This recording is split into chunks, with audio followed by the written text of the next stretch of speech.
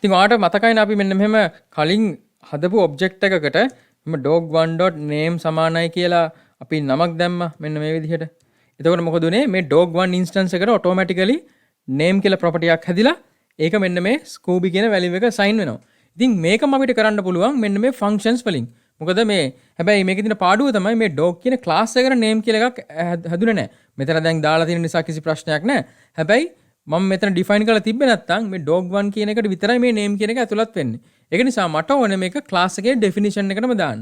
අන්න ඒ වගේ වෙලාවට මට පාවිච්චි කරන්න පුළුවන් තව function එකක් අපි හිතමු. මම def කියලා function එකක් දානවා. අපි හිතමු මම function එකක් හදනවා set name කියලා. මේකේ පළවෙනි parameter එකම අනිවාර්යෙන් දානවා self කියලා. ඊට පස්සේ මම කියන්න ඕනේ මොකක්ද මාගේ නම. එතකොට කොහොමද මේක මම store කරගන්නේ මේ object එක ඇතුලේ. ඉතින් ඔයා dog1.name කියලා මෙහෙම ලිව්වනේ. හැබැයි දැන් මේ class එක ඇතුලේ function එකක් ලියද්දි මේ object එකේ නමමයි නේද මෙන්න මේ self කියන්නේ. ඒ කියන්නේ object එකම මේ self කියලා අපි නිරූපණය කරලා තියෙන්නේ. එහෙනම් මට මේක replace කරන්න පුළුවන් self.name කියලා.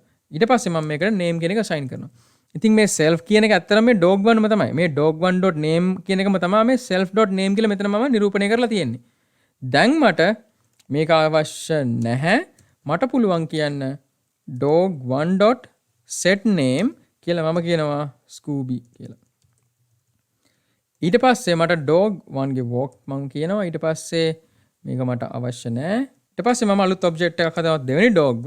ඒකට මම කියනවා dog කියලා. ඒකේ මම කියනවා හිතමු dog2.setName Goofy. ඊට පස්සේ මම dog2.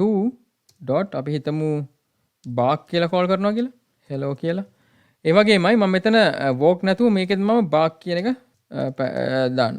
dog1. මේකෙත් මම bark එකටත් message එකක් දානවා. මම කියනවා hi කියලා දැනට. ඉතින් මේක කිසි ප්‍රශ්නයක් නැතුව run වෙනවා. මේ බලන්න මෙහෙම run කරොත් පළවෙනි එක්කෙනා hi කියලා print කරනවා. දෙවෙනි එක්කෙනා hello කියලා කියනවා. ඉතින් හිතන්න මෙන්න මේ message එකත් එක්ක මෙතන තියෙන message එකත් එක්ක මට මේ dog ගේ නම print කරන්න ඕනේ. හැබැයි මෙතන name කියලා එකක් නැහැ නේ. මෙතන තියෙන්නේ මොකක්ද? message කියන parameter එක විතරයි. හැබැයි අපි දන්නවා මෙතනට object එකේ instance එක pass වෙනවා. කියන්නේ object එකේ reference එක මෙතනට pass වෙලා තියෙනවා self කියලා. එහෙනම් මේ අර කලින් කතා කර විදිහට dog1.name කියන එකම මට පුළුවන් self.name කියලා call කරන්න. එහෙනම් මම මෙතනදි කියන්නම් string formatting දාලා message එකක් හදාගමුකෝ.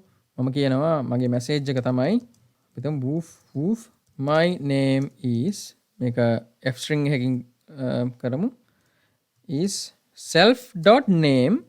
මොකද මම මෙතන self.name කියන එක assign කරගත්ත object එක ඇතුළට.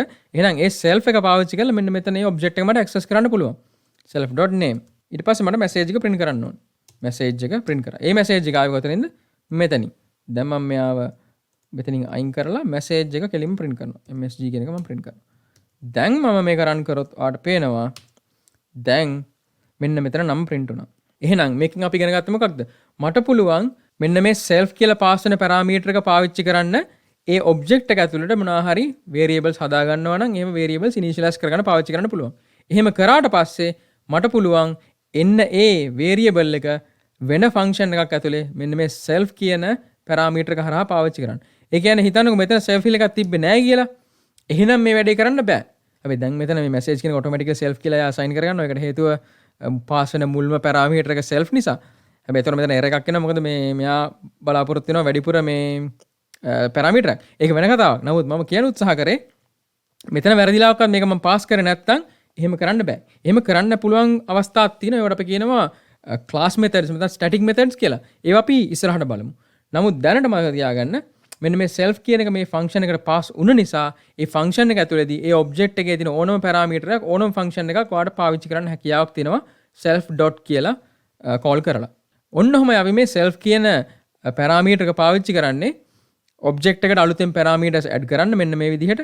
ඒ වගේමයි වෙන function එකකදී හෝ වෙන තැනකදී අන්න ඒ attribute එක පාවිච්චි කරන්න. දැනට මම මෙන්න මේක පොඩ්ඩක් අයින් කරන්නම්. දැන් බලමු මේක run කරලා මොකද වෙන්නේ කියලා. තාම මේක run වුණා. කිසි ප්‍රශ්නයක් නැහැ. ඒකට හේතුව මෙන්න මේ කලින් අපි දාලා තිබ්බ values ටික ඒවා ඇත්තටම class level එකෙන් හැදුනේ. මේක දැනට හැදුනේ object level එකෙන්. අපි ඒව ඉස්සරහට කතා කරනවා. නමුත් මම දැන් කරන්න යන්නේ මම මේ set name කියන එක මම comment කරනවා. දැන් මම මේකේ මම මෙතන මේ මෙයාගේ set name එක comment කරන්නම්කෝ. දැන් මම මේක run කරොත් ඔයාලට පේනවා මෙන්න මෙයාව crash වෙනවා. කවද crash වෙන්නේ? dog2 තමයි crash වෙන්නේ. ඒකට හේතුව dog object has no attribute called name. ඒකට හේතුව දන්නව ඇයි? මම dog2 ගේ set name කෙනෙක් call කරේ නැහැ. set name call නොකරපු නිසා self.name කියලා එකක් හැදෙන්නේ නැහැ. එහෙනම් කොයි වෙලාවකවත් මම bark කියන එක call කරාට පස්සේ self.name කියලා attribute එකක් හැදිලා නැහැ. එහෙනම් මේක fail වෙනවා. ඒක නිසා තමයි ඔයාට මෙන්න මෙතන ඕන උනේ name සමානයි. අපි හිතමු දැනට දානවා unknown කියලා.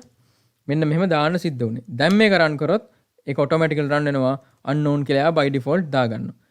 ඉතින් මෙතන දාන එකේත් වෙනසක් තියෙනවා self.name එකේත් වෙනසක් තියෙනවා. අපි ඒක ඉස්සරහට කතා කරමු. දැනට මතක තියාගන්න. මෙන්න මෙහෙම assign කරලා තිබ්බේ නැත්නම් ඒක call කරන්න බෑ. එහෙනම් මේක access කරන්න කලින් මෙන්න මෙහෙම assign වෙලා තියෙන්න ඕනේ.